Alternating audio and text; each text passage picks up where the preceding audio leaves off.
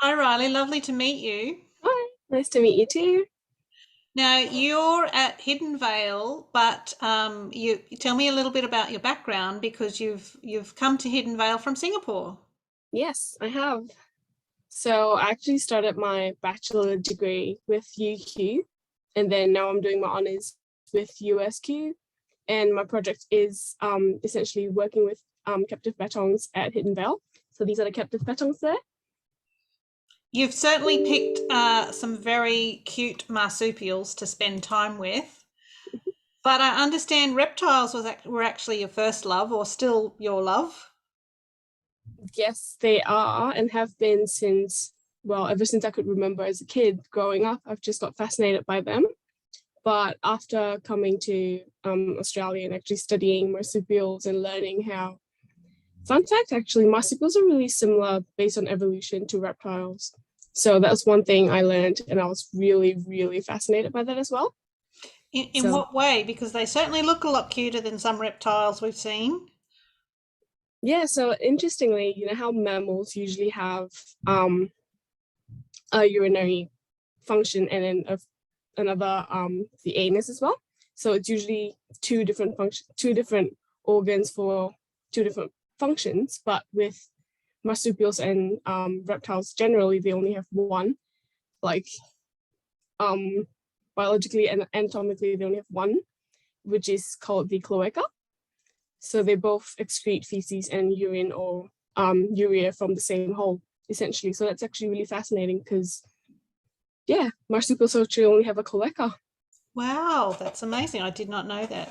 Thank you very Yeah, much for sharing that. that's okay. So let's hear a little bit more about the project you're doing at Hidden Vale with the Mhm. bettongs. There's obviously a particular problem with bettongs and dealing with foxes and other introduced species. What Yeah. is the work that you're doing, and what are you trying to solve? So essentially, introduced predators have been a problem to our native fauna here. So main problems would be foxes and cats. And so fence reserves were actually started as the main project to protect these animals from predators and remove predators from inside fence reserves to keep them safe. Hopefully they can breed and then we have stable populations in the wild. And so with increasingly when they found looking at just fence reserves, there were problems with how they weren't able to disperse naturally by themselves. So there has been research going on about designing a single and like an exit that is one way or unidirectional. So animals from inside can exit the fences. But the problem with that is that animals can leave, but what about existing populations outside of the fences? And when animals from in the fences leave, sometimes they have no recognition for predator, which is termed prey naivety. So that's a major problem because if they see a fox and a cat, natural instincts tell them to run.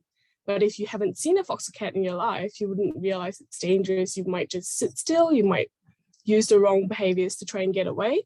So they tend to be really unsuccessful.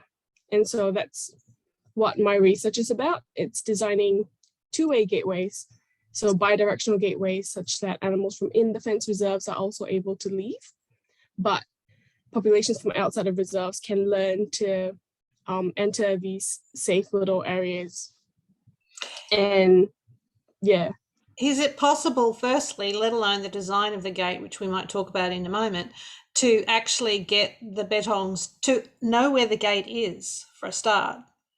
so that's one thing that we'll have to trial and error at this point because we have only tried it with captive bettongs and they have so far shown a really good learning process whereby they learn really quickly and they're able to identify, let's say you give them a stretch of fence, they're able to realize that they bump a couple meters off the fence and they realize, oh, I can't get in by this way. And they see maybe a gateway somewhere. They wouldn't have an natural, they wouldn't instantly go through the gateways because that's survival instincts to be wary of new objects, to be wary of new things in the environment. So usually they'll give maybe a couple days, maybe a couple nights to for them to look at the gates, to sniff it, to touch it, and realize that, oh, it's not actually going to do anything to me. Touching it doesn't hurt me, nothing's wrong. And then they progress to learning how to use it.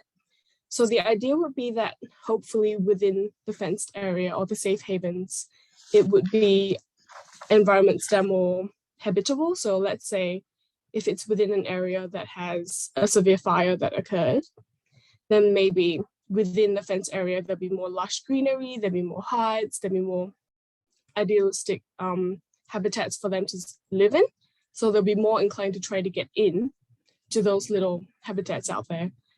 And also there is the intention to maybe teach wild bettongs to use the gateways, put them into these little safe areas so that when they decide to leave, they actually know where the gates are and they know how to come back. Possibly if mum has a pouch house, she can teach her pouch house how to go in and where to look for the gates. And then hopefully this kind of social learning passes it on to the future generations. And so what success have you had with the research in terms of the bettongs that are at the Hidden Vale Wildlife Centre?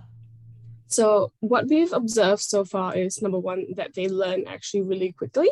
So the fastest timing, I think, for one of them to actually realize or learn how to use the gates was within 5 minutes of encountering it, which was really a really good sign. And it's also really nice to know that bettongs naturally have a more inquisitive by nature. So they tend to be more curious, they tend to be more open to encountering new things, and they don't just run away and never come back. But of course, you have all sorts of different personalities with bettongs as well.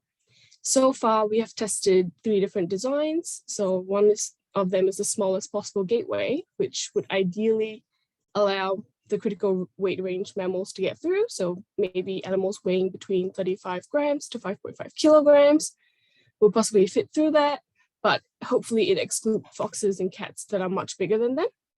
So that's one of the designs that the bettongs have been using really well.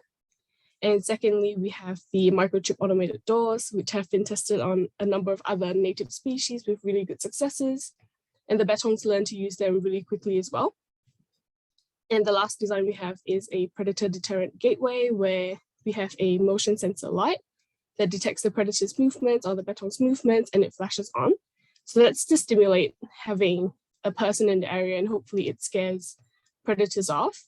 But at the same time, we trial it with our target species so that when they do encounter it, we know that they won't be too deterred and will never come back.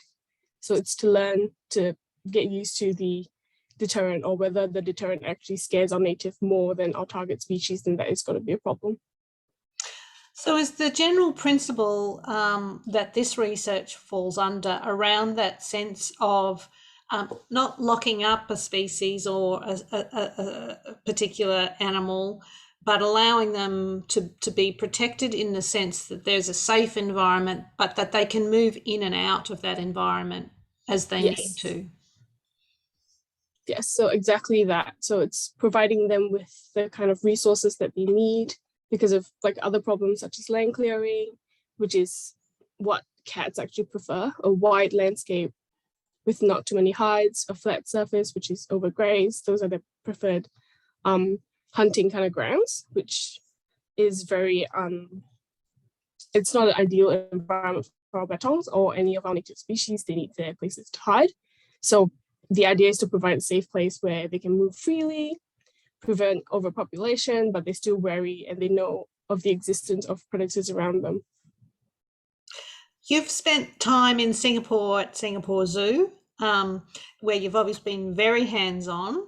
How does that differ from your role here at Hidden Vale? So my role at Singapore Zoo was to take care of the animals. So day in, day out, we do observations, we do feeding, we do more husbandry-based work. And well, I had part to play in tours that we had at the Singapore Zoo as well. So it was more, there was quite a bit of balance between guest interactions and actual zookeeper work. But here at Hidden Vale, it's mainly just, it's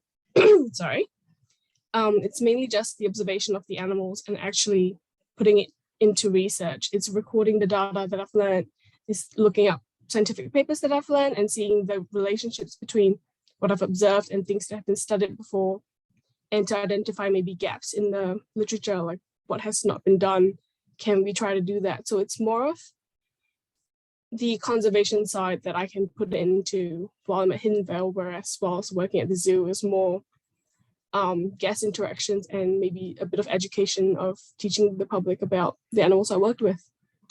And it's quite a unique environment at Hidden Vale where you do have that research opportunity, but you're also on a large property, so you can get outside the research centre and use the space that is available at the property. Tell me about the experience of being at Hidden Vale itself from a researcher's perspective. So as a researcher there, I'm able to touch on a lot of knowledge from other researchers at Hidden Vale. So they're actually doing a lot of projects around the property, which is interesting. And when I was in undergrad, we got to do trapping as well on Hidden Vale property. So that's actually a very enriching experience, because you are in the field doing what field scientists do. So it's an insight to what you potentially can do after you graduate. And then it's more of like where students can feel whether this is the route for them. Do they actually want to go into research? Do they want to be a field researcher, or what kind of scientist? So this exposure and this amount of space just gives you the idea of like, you feel like you have more freedom to like understand what you want, understand what the environment needs, and conservation in general as well. Fantastic. So what are you seeing as the potential implications? Obviously implications from your research in terms of the bettongs, but what about for other species? So with the designs that I have, it's essentially targeted to more terrestrial mammals and marsupials. So it's positioned really close and really low to the ground. But let's say you're targeting species that are more, let's say, more fossorial, where they dig underground more, such as bilbies, such as wombats, then the fences or the gates might have to be designed to their preferences. So the idea is that if you design something that requires the animal to just perform its natural behaviors, they are more likely to use it, rather than, let's say, me trying to get a wombat to climb over a fence into a gateway and get into the other side. It's less likely than having it maybe push a gate underground and swing it into the, to get into the low safe havens.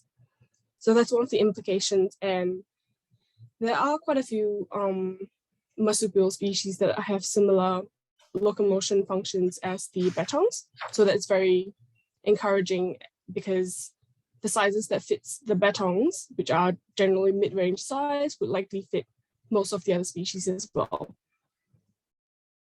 In terms of time frame, you're doing your honours. What is your time frame in terms of completion of your research project? So I started my research project in about, well, I did background research. I officially started in about March, and it completes, like I submit my final thesis in October. So it's not a very long timeline. There's a lot of things to cover. It can be quite stressful, but I think, sorry, with a lot of support from my supervisors and the staff at Hidden Vale, I'm getting a lot of assistance, which allows me to get through every piece of assignment or every stage of the testing really smoothly. And well, I feel like given more time, I can probably incorporate more things and cover more bases. But with the amount of time I have, I feel very confident that I will be able to get pretty decent looking data to be able to like publish a really nice thesis. Fantastic. Well, it's lucky those bettongs are fast learners, hey? Exactly, super fast learners. And it's interesting because, yeah. Yeah, go on. You know, they're very cute looking, but I know, you know, one of the bettongs is called Grumbles because he likes to grumble and makes quite a lot of noise. So can a beautiful, gorgeous looking bettong be grumpy and not want to do what you want in the course of this? Most definitely. Grumbles is actually my profile photo for my Zoom. So yes, so like I said before, that even though some of them are very compliant, you have those that would think outside the boxes. So I have built a fence, and then I've provided gateways, but they decide to dig and make their own gates. So it's interesting to see that they actually went towards the gate position that I've put, and then they decided, I don't like this, I'll make my own hole. And they remember where they've dug a hole, and they've repeatedly used that hole. And I'm thinking that might be something to consider, because if you let the animal choose where it wants to enter from, rather than telling it to go somewhere, it's likely they'll remember where it is more than. So would that mean you could potentially allow them to choose where the gateway is located, but then fit like a bidirectional gate, knowing that they feel comfortable using that spot, that location, but then you build in a bit of a safety feature for them? Yeah, exactly. So that's one thing I actually observed. I was thinking possibly that's something to incorporate in any kind of fence design, because the more you cater, you can't just ask the animal because they can't tell you what they want.